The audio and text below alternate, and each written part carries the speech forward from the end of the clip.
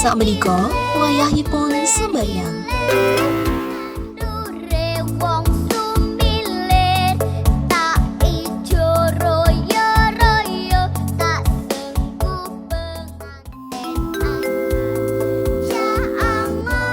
Piulangan dinten menika sampun purna. Ngaturaken sugeng kondur mugi rahayu ingkang sami pinanggih.